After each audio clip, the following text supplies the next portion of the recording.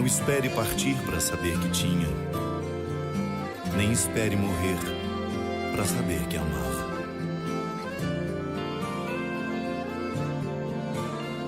A porta aberta esperando alguém que eu sei que não vai voltar. São tantas histórias e o meu pensamento vai sempre estar em você. Nas vezes que eu te magoei, me perdoe. Não foi pra te machucar. Agora eu entendo o valor desse amor. Não tem como ficar sem você. Retratos só me fazem relembrar. Procuro alguma forma de te achar. E quando o sono bater, no sonho eu vou te encontrar.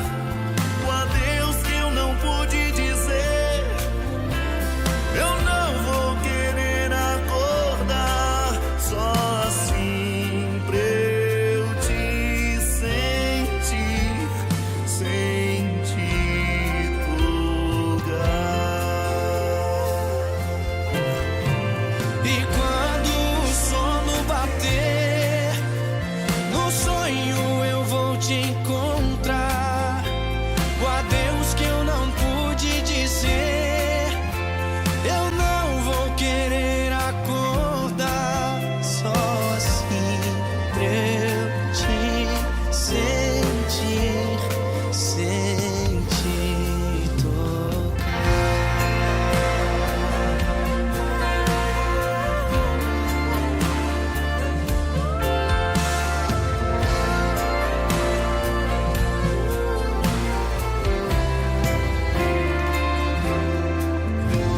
Retratos só me fazem relembrar. Procuro alguma forma de te achar. E quando o sono bater, No sonho eu vou te encontrar. o adeus que eu não pude dizer, Eu não vou querer acordar. Só assim pra eu te sentir, sem te tocar. E quando o sono bater, no sonho eu vou te encontrar. O adeus que eu não pude dizer, eu não vou querer acordar. só assim pra eu te sentir, só assim sentir, sem te tocar. Só assim pra eu te sentir, sem te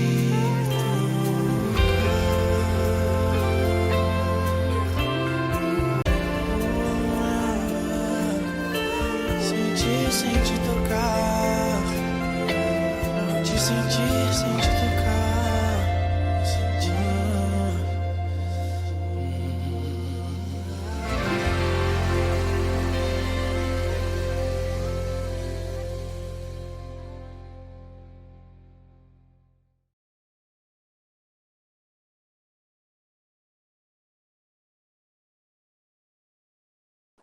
Aí, meu querido, tudo bem? Olá, padre. Que bom conseguimos. Bom dia.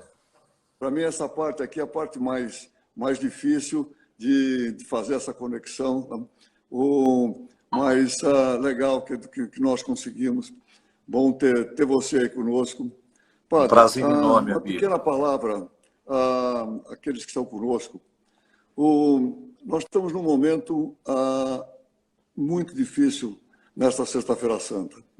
O mundo está sofrendo, nós estamos vivendo um momento de muita tensão, de muito sofrimento, de muito medo, e com uma coisa que começou como um problema de saúde na China, e esse problema de saúde foi se agravando e foi se transformando num problema econômico. Hoje os países estão preocupados e as pessoas estão preocupadas com a sua saúde, com medo de serem infectados, com medo de morrer e preocupados também de perder o emprego. Muitos até já o perderam, né? Então é um sofrimento muito grande. E muito tem se discutido sobre questões de saúde e muito tem se discutido também sobre questões econômicas. Porém, eu quase não tenho visto nenhuma discussão, nenhuma fala sobre espiritualidade, sobre coisas do sentimento, sobre coisas da alma, do espírito, da fé. E essa é a proposta. Agora, nós falamos um pouco sobre isso, nesse momento que nós precisamos, além de saúde, além de solução dos problemas econômicos, nós precisamos de um pouco mais de amor e de carinho. Eu sou uma pessoa que muitas pessoas perguntam para mim, o que esse cara tem, qual é a força do Abílio? Eu não tenho nada de especial. Nada. Sou uma pessoa absolutamente comum, que vim de um berço humilde e que conquistei na vida aquilo que eu consegui com o meu trabalho. Porém, se eu tenho uma força, essa força é a fé que eu tenho em Deus. Deus tem sido um amigão comigo, tem estado sempre ao meu lado. E o que eu espero sempre? Poder agradecê-lo, podendo fazer o melhor que eu puder, por mim, por minha família e pelas outras pessoas.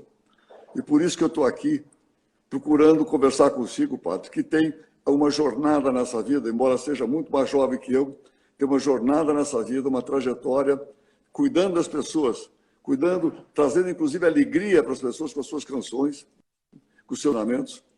É realmente uma satisfação, uma felicidade muito grande estar aqui consigo, Padre. Por favor. Obrigado, Amílio. Muito obrigado. Como você mesmo disse, nós estamos vivendo um momento que poderíamos dizer que é a soma de muitos medos. Nós temos medo da doença, nós temos medo do desemprego, em algumas situações muito concretas e eu diria que em muitos lares nós temos medo da fome, que é uma consequência do desemprego. Nós temos medo da solidão, porque eu sei que muitos que agora nos assistem, mesmo tendo alguém dentro de casa, a gente se sente solitário. Ter alguém do nosso lado não é garantia de que nós estejamos acompanhados. A solidão é um estado de espírito que se estabelece mesmo quando, geograficamente, nós estamos envolvidos por outras presenças.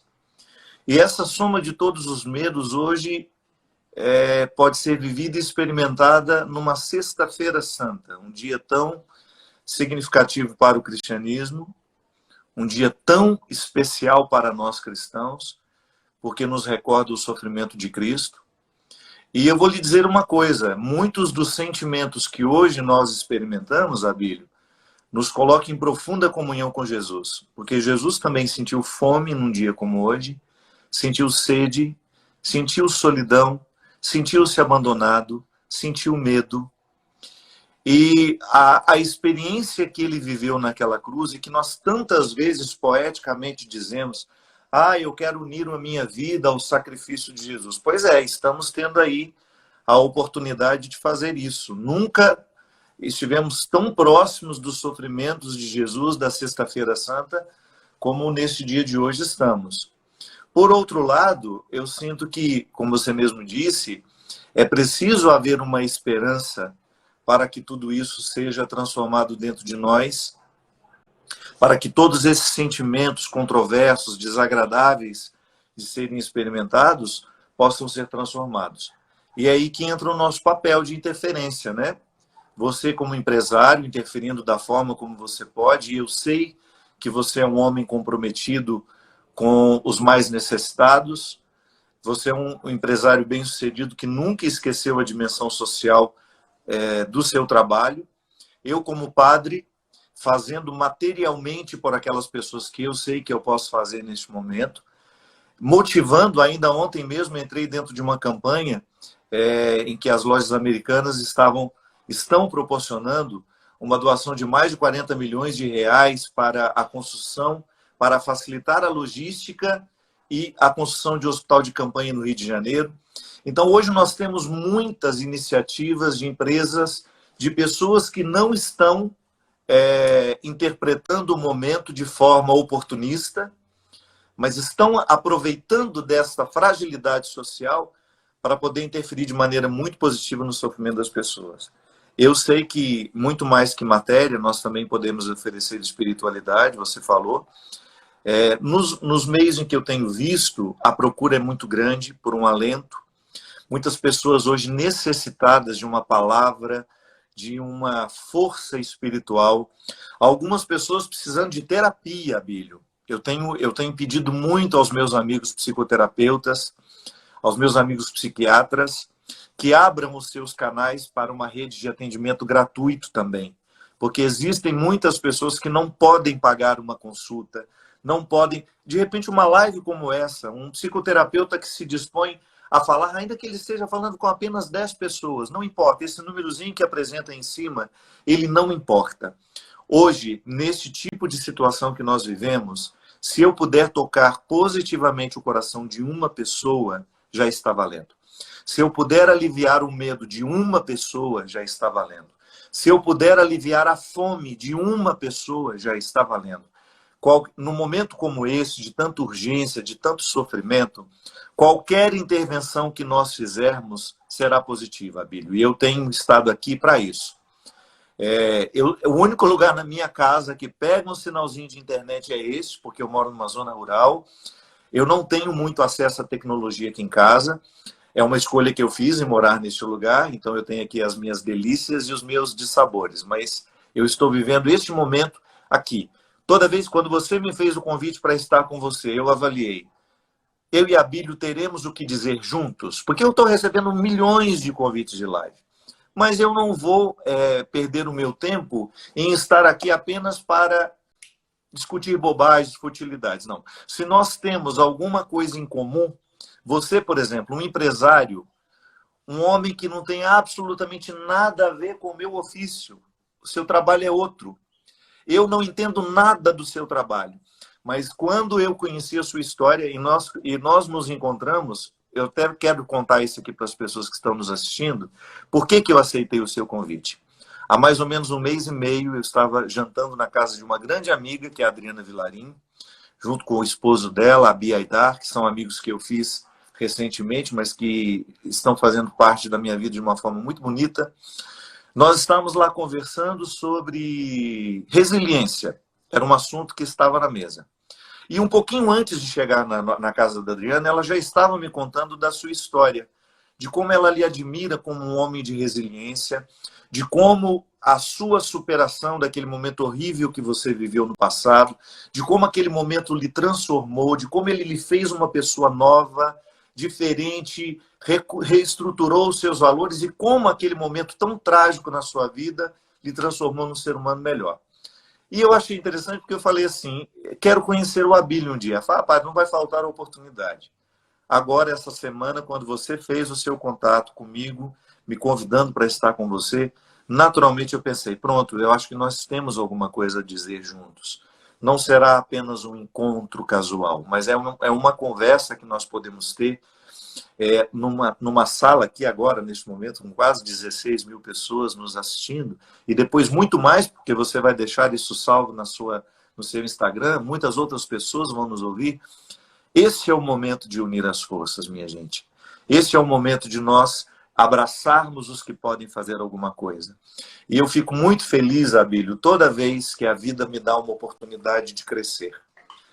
Eu tenho ficado muito sofrido, não por mim, porque eu estou muito tranquilo aqui, eu não tenho restrição de espaço, eu corri para minha casa no momento certo, mas eu fico pensando agora, neste momento, nas famílias que estão aglomeradas em pequenos espaços, vivendo esses sofrimentos que a gente falava aqui agora há pouco, a insegurança de perceber que o dinheiro está acabando, que não está podendo sair para trabalhar porque o mal está por aí, nós estamos com medo dele.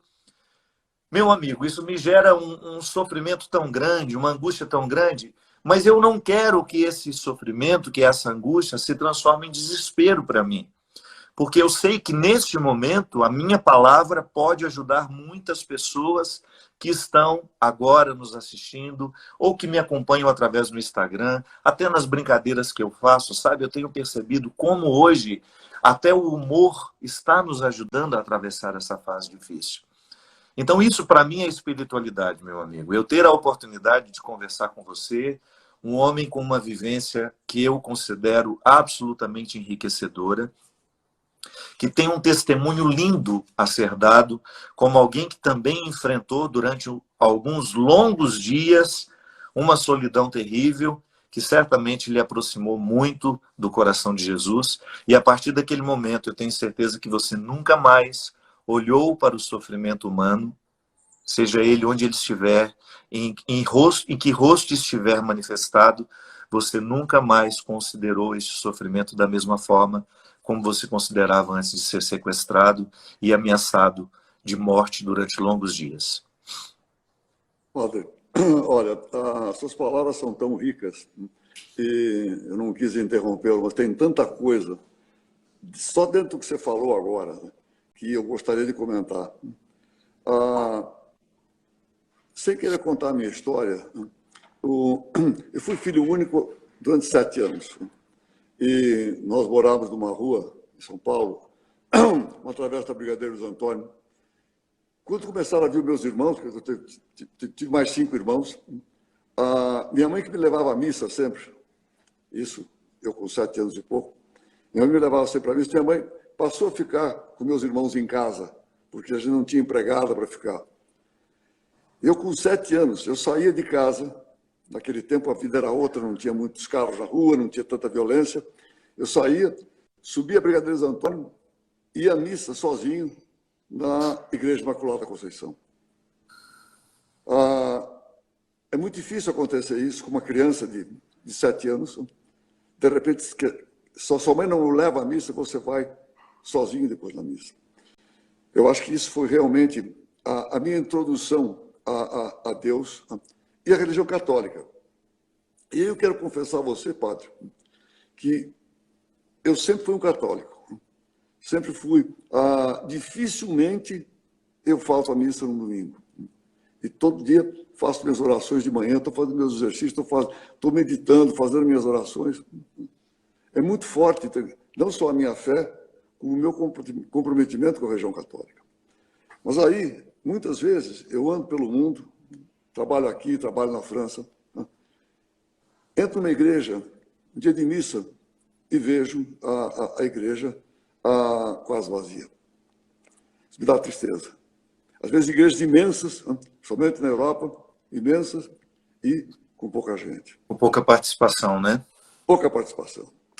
E aí, eu não vou aqui colocar todas as minhas ideias, minhas teorias, o que acontece, mas quando eu vejo um padre como você, um padre que interage na vida. Nós queremos gente que fale conosco, os teus livros. Eu li o primeiro livro seu, um livro que eu ganhei, uma pessoa que trabalha comigo. Depois aí as suas canções. A vida não é só sofrimento. Não. A vida não é só pesar, nós temos que ter alegria. Você passa alegria para as pessoas. Realmente, você faz um trabalho, quer dizer, que é um trabalho realmente admirável, inclusive para a religião católica. Se atrai mais gente para perto de você. Essa é realmente um trabalho espiritual muito importante.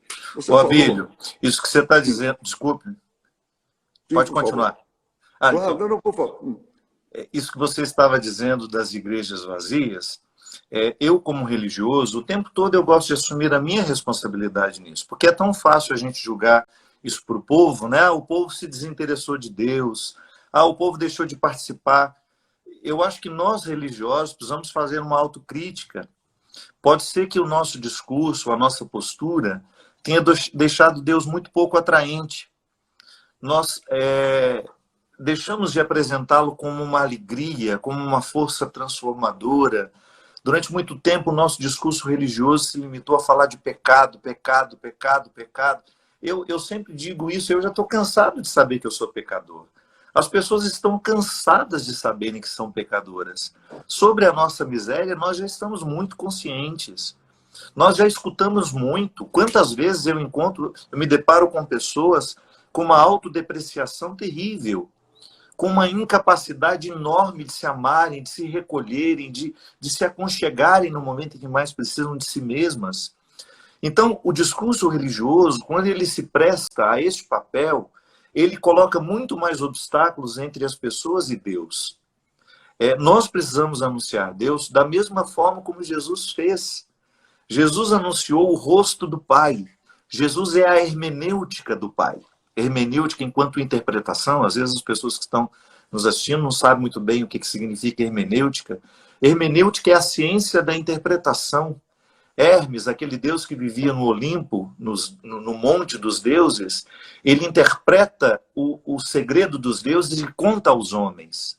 Então, a partir da mitologia grega, nós construímos a palavra hermenêutica, isso é, eu quero ser um Hermes, eu quero interpretar o segredo dos deuses para aqueles que estão ali embaixo. Claro, eu não tenho a pretensão de saber tudo sobre Deus, tudo que eu sei sobre Deus eu aprendo com Jesus. A única forma que eu tenho de ser fiel ao Evangelho é lendo diariamente o Evangelho. Não há outra forma. Eu preciso conhecer Deus a partir de Jesus. Mas eu sei que, às vezes, nós religiosos anunciamos um Deus que não é de Jesus. É um Deus formado a partir do nosso moralismo, a partir das nossas necessidades. Eu costumo dizer, Abílio, o grande desafio que é eu nunca pregar Deus a partir das minhas neuroses. Como, às vezes, eu passo Deus pelo filtro dos meus defeitos. Aquilo que é difícil para mim, eu imponho aos outros a partir de Deus. Eu jogo para Deus tudo aquilo que eu não consegui corrigir em mim. Então, se eu sou uma pessoa ciumenta, eu prego um Deus ciumento. Se eu sou uma pessoa covarde, eu prego um Deus covarde. Se eu sou um hipócrita, eu vou construir uma imagem de Deus que me permite essa hipocrisia, extorquir as pessoas em nome da fé. Então, nós religiosos, o tempo todo, se nós cristãos de maneira especial, se nós não nos voltamos para o Evangelho, a gente começa a anunciar um Deus que não é Evangelho, que não foi revelado por Jesus. Em muitos lugares, nós temos um cristianismo que já é pagão. Ele já não é mais cristão. Por quê? Ele está pautado nos interesses humanos. As pessoas constroem um discurso religioso a partir de seus interesses. E isso machuca tanto o povo de Deus. Eu nunca me esqueço, Abílio, daquela palavra de Jesus aos discípulos. Olha, se por acaso vocês ensinarem alguma coisa para esses que estão aí ouvindo vocês, que não seja a verdade que eu estou ensinando sobre o meu Pai, é melhor que vocês amarrem uma pedra de moinho no pescoço e que se joguem no fundo do mar. Eu não posso atentar contra a verdade do Evangelho. Eu preciso ser fiel. Eu preciso ensinar que Deus é amor, que Deus é misericórdia e que a sua justiça, ela só é possível ser compreendida a partir do conceito de misericórdia. O que é misericórdia? Miserere. Eu sinto a miséria do outro. O meu coração está unido ao coração do outro que sofre. Eu só sou misericordioso quando a minha miséria abraça do outro. Deus não é miserável, mas em Jesus, ele abraçou a nossa miséria. Ele não muda de ideia quando eu estou pecando, ele não muda de ideia quando eu sou ruim. Não, ele continua me amando do mesmo jeito. E até a minha mudança de vida só é possível quando eu compreendo esse amor. Você sabe muito bem disso, você é pai, mas antes de ser pai, você é um homem que exerce autoridade sobre as outras pessoas. O bom empresário é aquele que sabe exercer a sua autoridade como um serviço, não como um poder. Você, quando você pede alguma coisa a um dos seus funcionários, se ele percebe que há amor no seu pedido, ele vai realizar com muito mais eficácia. Ele vai ser muito mais fiel àquilo que você está pedindo. Então, às vezes, o discurso religioso esqueceu de dizer que Deus é amor. Nós construímos uma imagem de um Deus cruel, Nós construímos a imagem de um Deus carrasco que corresponde aos nossos interesses. Então, às vezes, Abílio, quando eu vejo as igrejas vazias, eu não penso na responsabilidade do povo. Eu penso na falta de carisma dos pastores e padres e religiosos que deveriam encher essas igrejas contando a essas pessoas a verdade que o Evangelho nos traz. O Evangelho é naturalmente atraente. Quando nós falamos de Jesus, sem os filtros das nossas neuroses, quando a gente fala de Jesus a partir da sua verdade, não daquilo que a gente quer que ele seja, a gente não precisa se esquecer, a gente não pode se esquecer que Jesus andava fora dos muros de Jerusalém. Ele ia buscar os mais miseráveis, ele ia buscar os que não podiam entrar na cidade. Jesus não tinha nenhum problema com os pecadores, ele tinha com os hipócritas. Se era pecador e era verdadeiro, ele fazia ser amigo dele. Se era o pior dos homens, a pior das mulheres, mas queria ter um contato com essa verdade a partir dele, ele levava para viver com ele. Então Jesus não teve problema com os pecadores, Jesus teve problema com os hipócritas, com os moralistas, Jesus teve problema com aqueles que não tinham uma verdadeira experiência com Deus e faziam do seu contexto religioso um contexto de extorquir, de machucar e de explorar aqueles que precisavam de Deus. Padre, que lindas palavras, que rico ensinamento. Eu complementaria até um pouquinho mais. Eu, pelo menos, tenho uma relação com Deus. Eu tenho, não só com Deus, eu tenho uma amigona minha, que me acompanha muito, que me ajudou muito, inclusive quando eu fui sequestrado, me ajudou muito, e que eu a visito todo ano. Eu, às vezes, costumo dizer, quando vou visitá-la, eu estou indo à Europa agora, que vou visitar minha tia.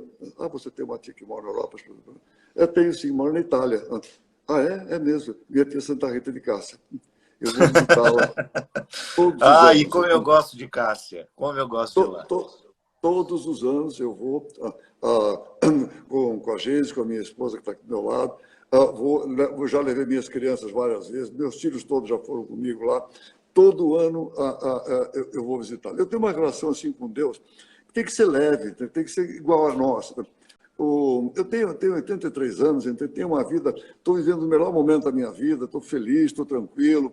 Como eu já te falei, a minha filha mais velha tem 59, meu pequeno tem 10. É um negócio assim maravilhoso. Realmente Deus me abençoou, me protegeu para que eu tivesse tudo isso, dessa felicidade.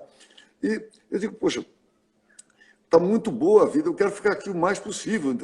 Eu faço muito esporte ainda, jogo squash e tal, e às vezes eu brinco, bom, o que Deus me chamar para jogar squash com ele? Eu vou. Você vai, né? Eu quero ficar aqui, eu quero ficar aqui, porque aqui está bom.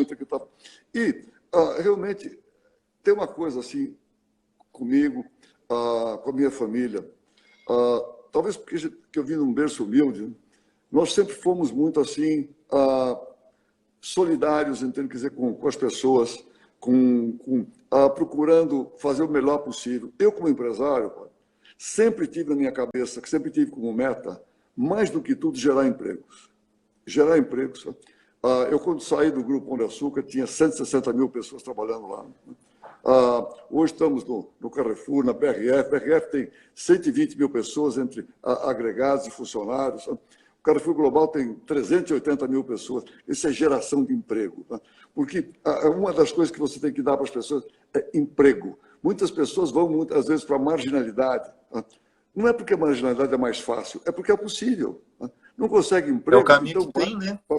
Para o caminho do mal. Não é que as pessoas vão para o caminho do mal porque é mais fácil, não. É porque é possível, é só aquilo que é possível. Então, é fundamental que, num país como o nosso, se gere emprego, se dê emprego para as pessoas, para que elas possam trabalhar, possam produzir e possam viver felizes. Mas, Padre, falando um pouquinho assim daquilo que a gente puder fazer, falar para as pessoas hoje, você falou um pouquinho, seus amigos psicólogos e psiquiatras, você pede para atenderem as pessoas, principalmente nesse momento em que as pessoas estão com medo. Eu não sou psiquiatra, não sou psicólogo, mas tem algumas coisas que eu aprendi na vida. Uma delas, e que eu acho que pode ajudar as pessoas a pensarem o seguinte: a gente tem que distinguir e tem que separar os nossos medos reais dos medos imaginários. Se nós ficarmos só com os medos reais, nós vamos lidar com muito mais serenidade e mais assertividade com eles. Os medos imaginários são terríveis, principalmente se eles nos atacam de noite, se a gente acorda de noite, na madrugada, com aquilo que eu chamo de os fantasmas da madrugada, junto com os medos imaginários, a coisa fica terrível. E a gente fica com uma vida muito mais amarga. Se a gente puder separar, então, ficar só naquilo que é real e não ficar imaginando coisas ainda piores. Se nós tivermos, vamos assim, nós temos fé, e aí que entra a fé, entra a espiritualidade, ajudando a gente a ter confiança em nós mesmos. Eu, por exemplo, eu sou um pedinte, eu peço muito a Deus, mas eu só peço saúde e proteção para minha família. O restante você corre atrás, né? Deixa que eu vou buscar, tá? Deixa que eu vou buscar. Então, mas se as pessoas tiverem essa confiança e separarem os medos reais dos medos imaginários, tá? As pessoas conseguem se aliviar mais e ficarem um pouco mais tranquilas. Eu sei que é muito difícil nesse momento. Quantidade de gente, quer dizer, que está sofrendo, com medo da pandemia, com medo da doença, tá? Com medo de morrer. E, do outro lado, com medo de perder emprego, muitos já perderam, e também com medo até de não ter dinheiro para se alimentar, para alimentar os seus filhos. Nós estamos procurando, estamos fazendo, a nossa família, e com as nossas empresas também, colaborando, estamos focando em cestas básicas, procurar alimentar a população carente, os necessitados. Estamos distribuindo, nossa meta só num grupo do União São Paulo, distribuir 300 mil cestas básicas para as pessoas mais carentes nas favelas. Estamos fazendo isso, vamos continuar fazendo, e tudo aquilo que aparece pela frente que nós possamos ajudar, estamos ajudando com dinheiro e com trabalho. A Geice, minha mulher, e a minha filha, Ana Maria, mais velha, não param de trabalhar nisso. Tem estado o tempo inteiro arrecadando dinheiro, organizando as cestas para poder ajudar as pessoas. Isso é o que a gente pode fazer nesse momento. Mas, padre, poder levar uma palavra um pouco mais de espiritualidade, de tranquilidade para as pessoas. As pessoas estão, a maior parte das pessoas estão enclausuradas nesse momento. O que é viver? Você falou, inclusive, em solidão. Né? O que é viver enclausurado? O que é viver, vamos dizer assim, recluso? O que você pode passar um pouquinho para as pessoas, de uma vida mais reclusa? Você falou, inclusive, o seguinte: você pode ter gente em volta de você e estar solitário. Isso é tremenda verdade, padre. Isso é muito verdade. Né? Porque na verdade, o que constrói a solidão dentro de nós é o pensamento. Você tocou uma coisa muito, muito séria, que é a gente aprender a lidar com aquilo que em nós é imaginário, não é real. Você sabe que eu, durante a minha terrível síndrome do pânico, eu não estou curado, eu estou com ela administrada, às vezes eu tenho algumas recaídas, o meu principal problema era a noite. Eu acordava de madrugada por volta de 3 da manhã e eu não conseguia dormir de novo, e eu tinha os piores pensamentos naquela hora, Bíblia, os piores. E tudo aquilo não correspondia à realidade. Mas eu não tinha força suficiente mental para poder dar uma ordem de comando àquele pensamento autodestrutivo e substituí-lo por um positivo. Depois, com a ajuda dos medicamentos e até mesmo com o próprio processo terapêutico, eu fui fazendo isso comigo. Mas hoje, por exemplo, nós precisamos tomar muito cuidado com a nossa saúde emocional. O que pode prejudicar a saúde emocional neste momento? O excesso de informações. Por exemplo, que nós sabemos que o vírus é altamente contagioso, já sabemos. As formas de evitá-lo, boa parte da população já está muito consciente, inclusive está dando certo. Nós não estamos com a curva do jeito que poderia estar, como esteve em outros países, mas nós estamos fazendo a nossa parte. E nós não podemos relaxar nesse cuidado. Por exemplo, quem vai sair de casa precisa sim usar máscaras, se possível usar luvas, se possível trocar de roupa quando chega em casa, largar sapato lá fora. O vírus é altamente contagioso.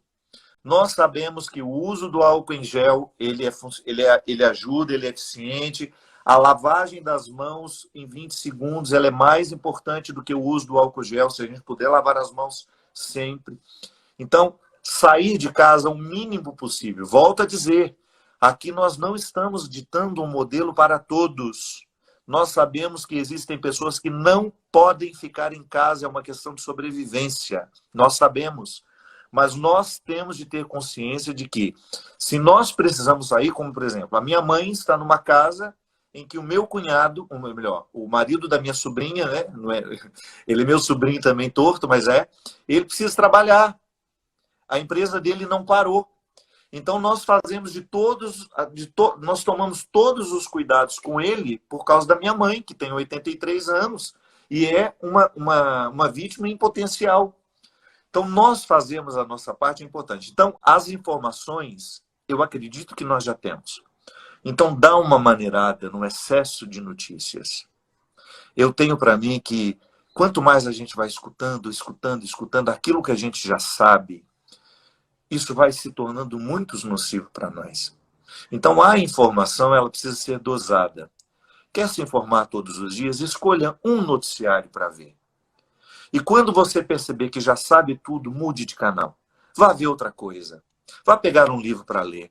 A saúde mental depende do nosso hábito, Abílio. Eu não tenho como ficar saudável assistindo noticiários o dia inteiro, mostrando quantas pessoas morreram na Itália, quantas pessoas morreram na China, quantas pessoas estão morrendo nos Estados Unidos, quantos foram contaminados aqui no Brasil. Isso pode ser muito prejudicial para nós, porque a imprensa tem que informar, mas você precisa saber o quanto dessa informação você suporta administrar. Eu não estou alienado. Todo dia, ao final do dia, eu sei exatamente quais foram os principais acontecimentos. Mas eu mudei a minha relação com a notícia.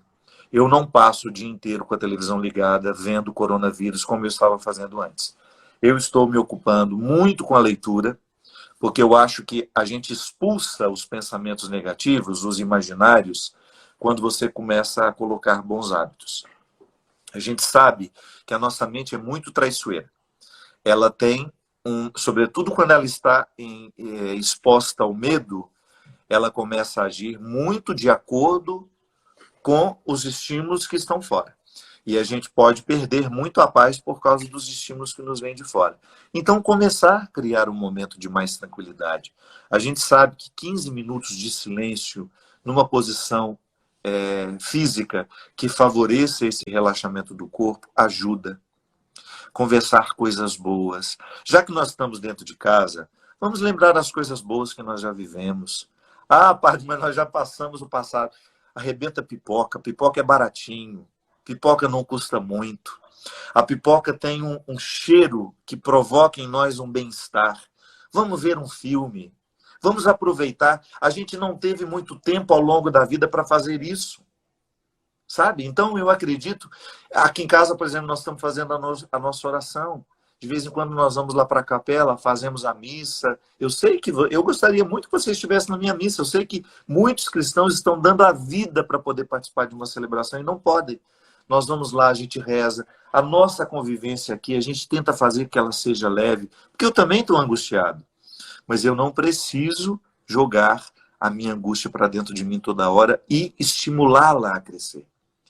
Fica muito prejudicial para a nossa saúde mental a gente viver a reclusão cultivando sentimentos negativos, cultivando pensamentos pesados. Então é a hora de nós fazermos um pouco essa triagem do que nós estamos escolhendo guardar dentro de nós. Padre, Posso lhe fazer uma pergunta? Posso lhe fazer uma pergunta? Claro. Durante quanto tempo você ficou no cativeiro? Eu fiquei no cativeiro uma semana. Uma semana? Uma semana. Só que foram em condições assim. Eu entrei numa segunda-feira de manhã e saí num domingo no final da tarde. O que você escolheu pensar durante essa semana? Padre, deixa eu te contar rapidamente. Foi um sequestro que não durou muito tempo, mas foi muito violento. Muito cruel, eu sei. Eu era uma pessoa, tida como uma pessoa muito forte, muito agressiva, e eu fui sequestrado por um bando de guerrilheiros, só tinha um brasileiro, os outros todos eram gente de fora, canadenses, chilenos, argentinos, e eles prepararam o sequestro de uma maneira, porque eu, naquela altura, eu achava que ninguém vai me sequestrar. Eu sou forte a beça, luto bem, se atirar, não sei, ninguém. Minha família inteirinha andava com segurança. Eu não. Era uma época de sequestro. Imagina, eu vou precisar de segurança. Andava armado, sabia atirar bem. E os caras me levaram. Tá? Me levaram, porque estavam em 10, usaram 3 carros, e um deles transformado em ambulância, me levaram. Tá? E a primeira aí me levaram para uma casa, me enfiaram debaixo da terra, num buraco, onde tinha uma caixa, um caixote grande, né? E me enfiaram dentro desse caixote. Eu tinha certeza absoluta que eu ia morrer. Né? Por quê? Porque não tinha ar. Depois eu vi, quando eu saí, eles tinha um caninho, tinha um ventilador do lado de fora para jogar ar para dentro desse caixote. E eu tinha certeza que eu ia morrer. Né? No primeiro momento, padre, eu não conseguia conexão com Deus. Eu não conseguia rezar. Eu estava muito, muito irritado comigo mesmo. Como é que eu me deixei sequestrar? E eu, naquela irritação comigo mesmo, não conseguia conexão com Deus. Você não conseguia rezar ali naquele momento? Eu fui pedindo, pouco a pouco, meu Deus, não me deixa perder a fé.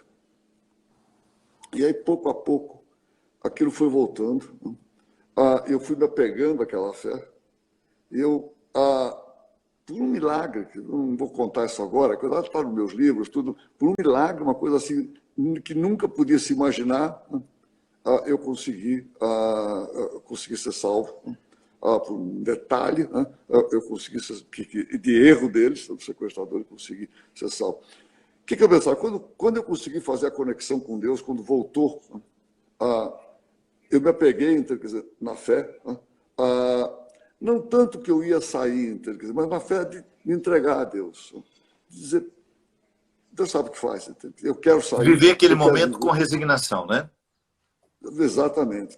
Eu tenho a minha vida, eu gostaria de sair, mas eu estou aqui, quer dizer, coloco nas mãos de Deus. E, padre, foi milagre, quer dizer, milagre, Deus, Santa Rita, tudo, quer dizer, o que aconteceu, um detalhe que fez com que os sequestradores fossem descobertos, quer dizer, e eu fui salvo. Então, o que eu pensava nessa altura? Eu me apeguei a Deus. Agora, se fica num estado, assim, numa certa letargia, quer dizer, você não sabe o que vai acontecer, um bocado diferente agora da reclusão que nós estamos vivendo. Então, uma das coisas, padre, que eu acho que é importante passar para as pessoas, você pode tirar tudo de um homem, de uma pessoa. Não tira a esperança. Você não pode tirar a esperança. É preciso então, que as pessoas tenham esperança, não tenham esperança, tenham certeza. E aí eu quero passar para vocês, para aqueles que estão conosco, entende? Eu já vivi muitas crises, né? Inclusive essa crise pessoal minha, né? Do sequestro. Foi uma crise pessoal minha. Eu já vivi muitas crises. Inclusive uma crise recente, não teve nada com saúde, uma crise econômica, 2008, 2009. As pessoas entenderam o seguinte, nessa altura, em 2008, 2009, tinha 250 milhões de pessoas conectadas à internet. Uhum. Hoje nós temos 2,5 bilhões de pessoas. Um terço da população do mundo está conectada. Hoje as coisas circulam com uma velocidade impressionante, as coisas boas e as coisas ruins. Todas as informações terríveis, do que está se passando na Itália, do que está se passando no Equador, os caras têm lugar para enterrar os seus mortos. Tá? São coisas terríveis que nós ficamos sabendo daqui no mesmo dia. Não é só a televisão, é todo o circuito que está em volta de nós, toda a conexão. Tá? É natural que as pessoas fiquem realmente mais abafadas e com mais medo. Alguma coisa que eu queria dizer. De tudo aquilo que eu já vivi, crise passa. Crise tem início, meio e fim. E vai terminar, porque senão não seria crise. Esta vai terminar também. Então as pessoas precisam olhar para frente. Nós não sabemos exatamente quando termina, mas olhar para frente e dizer, isto vai terminar. E tentar realmente se segurar da melhor maneira possível nesse momento, mas com a esperança, e mais do que a esperança, com a certeza que vai sair do outro lado. Eu tenho muita esperança com tudo aquilo que eu estou vendo aqui o que as pessoas estão fazendo, tenho informações de outros lados do mundo, principalmente da França, eu trabalho lá, vejo muito lá. Eu tenho uma grande esperança que esse mundo vai sair do outro lado muito mais solidário. Eu vejo as pessoas hoje muito mais preocupadas com o que está acontecendo com as outras. As empresas preocupadas com os seus trabalhadores. Né? As empresas preocupadas o que nós podemos fazer um pouco melhor para aqueles que estão conosco. Eu tenho uma grande esperança que nós vamos sair para um mundo muito mais solidário. Tá? Essa é uma expectativa e talvez tenha valido a pena passar todo esse sofrimento se nós tivermos um mundo melhor quando nós saímos do outro lado. Você falou uma coisa que é fundamental e a gente precisa repetir. Às vezes nós temos um medo de perder a fé em Deus, mas não cuidamos com a esperança. Às vezes o nosso medo de deixar de acreditar em Deus não nos deixa nem pensar no quanto é mais prejudicial ainda perder a esperança. Eu me lembro que tinha um amigo meu, padre, que viveu um período de muita perseguição, de muita dificuldade, e numa das nossas conversas ele falou isso para mim assim: a fé em Deus eu não perco, mas eu tenho medo de perder a esperança. E ela é mais grave. Porque quando eu perco a fé em Deus, Deus não deixa de acreditar em mim. E às vezes a gente acha que o que nos sustenta é a fé que a gente tem em Deus. Mas, na verdade, o que mais nos sustenta é a gente acreditar que Deus acredita em nós. Essa é uma dimensão da fé que às vezes a gente não presta muita atenção, Abílio. A gente sempre fala, eu acredito em Deus. Mas você acredita que Deus acredita em você? Talvez pela nossa história pessoal, pela dificuldade que a gente às vezes tem de se amar, pela facilidade com que a gente olha para os nossos defeitos, é possível que a gente não pense nesse outro lado da fé, que é, eu acredito que Deus acredita em mim. É isso que nos mantém vivos. É isso que faz a gente não desistir em nós. E no avesso dessa fé que eu tenho, de que Deus acredita em mim, está a minha esperança. Então, eu deixar de acreditar em Deus é prejudicial? Mas quando eu deixo de acreditar que Deus acredita em mim, aí existe um prejuízo ainda maior. Porque a minha esperança fica minada. Eu perco aquela capacidade de acordar, de olhar para as coisas ao meu redor, de tomar um banho, de começar a vida. Porque nos dias como esse, o que acontece com a gente? A gente perde a rotina. Então, a gente perde essa capacidade de ter o simbólico do dia que nos renova. Quer tomar um banho, pega trocar de roupa, sair de casa para trabalhar. Esse é um simbólico que às vezes a gente até reclama muito dele. Nossa, como eu estou cansado, como eu estou precisando de férias. Este tempo agora está nos mostrando o tanto que isso é bom, o tanto que isso nos mantém vivos. Eu tenho certeza que após essa pausa, e que graças a Deus isso vai passar, nós vamos voltar com muito mais alegria, com muito mais disposição para as nossas atividades. E isso é importante. É importante porque é essa dimensão que mantém a nossa esperança viva. Eu acredito que Deus acredita em mim. Vocês que agora nos assistem, por mais que vocês tenham dificuldade de acreditar nas suas qualidades, por mais que vocês tenham aprendido a olhar muito mais para os defeitos do que para as virtudes, por mais que vocês tenham tido relacionamentos que desgastaram esse amor próprio, nunca duvidem que Deus acredita em vocês. Nunca duvidem. Nunca duvidem dessa verdade, porque ela tem um poder transformador na nossa vida. Nós acreditarmos que Deus continua olhando para nós, mirando o nosso rosto e dizendo: aquele menino ali ainda vai fazer muito pelo mundo. Aquela menina ainda vai fazer muito pelo mundo. Isso é fundamental, minha gente. Nós não podemos, como dizia o Abílio, perder a esperança. É isso que faz a gente passar pelos cativeiros da vida, né, Abílio? Sem dúvida, padre, sem dúvida. A esperança e também até uma certa crença. Né? O que eu tenho uma expectativa nesse momento? Tá? Que tem muita discussão, as pessoas devem ficar reclusas, não devem ficar reclusas, soltam um pouco, não soltam um pouco. Claro que você mesmo falou, eu sei que tem gente que não pode ficar reclusa porque tem que trabalhar, porque senão não consegue alimentar as pessoas. O pessoal do serviço de saúde, né, que está indo a campo para poder salvar vidas, essas pessoas não podem ficar em casa. Exatamente, exatamente. Mas, então, essa reclusão, qual é a expectativa que eu tenho agora aqui? A volta seja feita de uma maneira ordenada. Né? Você começa a ter notícias de que a Itália começa a aliviar um pouco, nós começamos aqui a pensar como é que vai ser. Nós temos que ter uma saída agora que seja organizada, que seja ordenada, para que a gente saia bem, para que a gente saia melhor e para que a gente possa voltar muitos para reconstruir aquilo que tem e que talvez tenha ficado destruído. Mas precisa ter a convicção, quer dizer, que esta crise vai acabar. Tem uma frase da minha mãe que eu nunca me esqueço. Ela dizia o seguinte: não há bem que sempre dure, nem mal que nunca acabe. É isso o mal mesmo. vai acabar. Vai acabar. Isso é inevitável que isso vai acontecer. Então tem que ter fé, tem que ter esperança, tem que ter e olhar para frente com mais serenidade. Em crise, a palavra de ordem é serenidade. Se não tiver serenidade, ficar nervoso, a gente vai agir muito pior, vai agir mal, tá? E não vamos lidar bem com os nossos problemas. Eu também estou recluso. Tá? Para mim até não está sendo assim tão difícil, porque eu passei recentemente, agora, no final do ano passado, 6 meses nos Estados Unidos, morando lá, que as minhas crianças estavam estudando, eu fiquei lá com a gente, minha mulher, com eles, e trabalhando por vídeo.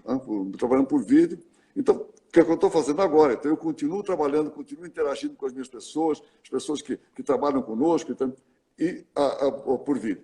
E continuo procurando fazer tudo aquilo que eu posso para aqueles mais necessitados. Isso é importante, procurar ajudar. Não só com dinheiro. Muitas vezes põe o dinheiro e deixa de lado. Não, é dinheiro, é esforço, é fazer com que as coisas aconteçam, é fazer com que esse dinheiro chegue na mão das pessoas. Eu estou muito e ficarei mais feliz ainda se esses R$600 que foi destinado pelo governo para as pessoas, aquelas que são mais carentes ainda, que não têm registro, não têm cadastro, que esse dinheiro chegar nas mãos das pessoas. É importante que chegue. É isso mesmo. O mais rapidamente possível. Se a gente está dando, muita gente dando cesta básica, se dá dinheiro, um pouquinho de dinheiro para eles, para que eles possam viver nesse período, esse período vai terminar, vai passar. E as pessoas têm condição de sair do outro lado, sair melhor do jeito que entraram. Então, essa é fundamental nesse momento, nessa Semana Santa, um momento dos mais importantes da fé cristã. Que a gente olhe para frente com serenidade, né? E com fé, com uma convicção que vamos sair do outro lado melhores. Obrigado, meu amigo. Muito obrigado pela feliz oportunidade. Já estamos terminando a nossa hora de live, nem parece que passou. Pois é. Padre, nós tivemos aqui quase 30 mil pessoas conosco, né? Para você ver como isso é importante, padre. Você vê como é que é. Não, você tá aqui conosco. Isso é o carinho do povo. Mas, o padre, olha, realmente, eu já falei para você, posso falar aqui em frente de todo mundo, é uma riqueza te conhecer. Ouvindo um pouco as suas palavras, você tem realmente muita coisa para passar para todos nós. Quero te conhecer melhor, quero aprender. Porque uma das coisas que eu faço na vida, padre, eu nunca paro de aprender. Eu tenho, assim, um rumo na vida que eu quero ser hoje melhor do que eu fui ontem e amanhã eu vou querer ser melhor do que eu sou hoje. Para isso a gente tem que aprender. E a gente aprende muito. Só com a sua fala de hoje já aprendi mais algumas coisinhas. E é muito importante isso. Ora, que Deus te abençoe, te proteja, te conserve a saúde e essa disposição para você cuidar de todos nós. Né? Eu você que cuidar agradeço. desse teu rebanho imenso que você tem, fazer isso, quer dizer, como você tem feito. Padre, muito obrigado. Eu agradeço obrigado muito. Eu sei que o Instagram só nos dá 1 hora. Gostaria de continuar falando mais. Vamos marcar outras depois. Mas eu gostaria muito de agradecer, primeiramente, a minha amiga Adriana e a Bia por terem me apresentado você. É uma honra enorme ter a oportunidade de falar com tantas pessoas que se dispõem a nos ouvir, que se dispõem a colocar o coração em consonância com a gente. Obrigado, Abílio, pela sua generosidade. Obrigado pelo trabalho social bonito que você, junto à sua família, que vocês estão fazendo nesse tempo de sofrimento, acolhendo tantas pessoas que são necessitadas. Eu acredito que nós podemos terminar com uma oração. Hoje é Sexta-feira Santa. Pedir a Jesus que nos ajude a viver o sofrimento. Eu não desejo sofrimento para ninguém. E eu também não corro atrás dele. Mas eu costumo acolher toda e qualquer oportunidade que a vida tem de me colocar perto de mim, dentro de mim. Porque nada pode fazer mais isso do que a dor. Toda vez que eu sofro, eu sou jogado para dentro. A alegria, às vezes, me joga para fora. E às vezes eu até digo coisas que eu nem acredito, porque estou alegre demais. Mas quando eu sou jogado para dentro de mim, porque o sofrimento está ali, fazendo o seu artesanato, o seu trabalho, é uma feliz oportunidade que eu tenho de me unir ao sacrifício de Jesus. E hoje nós queremos pedir, Senhor, que a sua graça, o seu amor, a sua misericórdia possa nos conceder uma feliz oportunidade de ficarmos mais próximos do coração de seu Filho Jesus. Que o sofrimento dele na cruz, que hoje nós recordamos, que não é definitivo, é apenas uma passagem, porque a ressurreição é preparada na cruz, no momento em que o sangue é derramado. Hoje nós queremos pedir, Jesus, que a seu exemplo, que com tanta disposição, o Senhor viveu cada segundo da sua paixão, que o Senhor também renove dentro de nós essa disposição. O Senhor que conhece a nossa dor, o nosso sofrimento, sabe como é difícil passar por tudo isso. Mas o Senhor que conhece a dor humana, encarnando-a, como o Senhor fez, é capaz de nos ajudar ainda mais, porque sabe como é doído. Olhai, Senhor, por todos aqueles que neste momento nos acompanham e que estão sofrendo as suas angústias, que não estão sabendo viver essa passagem, que estão desesperadas, que não estão compreendendo o momento presente como algo que passa. Renovai dentro de nós, Senhor, a esperança, para que ela mantenha acesa a chama da nossa fé. Que hoje a nossa união ao Cristo crucificado possa ser a preparação para a ressurreição que há de vir. O Senhor esteja convosco. Ele está no meio de nós. Derrame sobre nós, sobre as nossas famílias, a bênção e a proteção do Deus Todo-Poderoso, Pai, Filho e Espírito Santo. Amém. Obrigado, meu amigo. Padre. Obrigado, Padre. Obrigado a todos. Obrigado à minha amiga Adriana, à minha amiga Bia, por esse encontro. Obrigado a todos. Olha, que Deus nos proteja, que a gente tenha, quer dizer, um caminho muito melhor para frente. Obrigado a todos. Que Deus abençoe você, Abílio. Obrigado. Abraço, minha gente. Obrigado pelo carinho. Obrigado a você, Padre.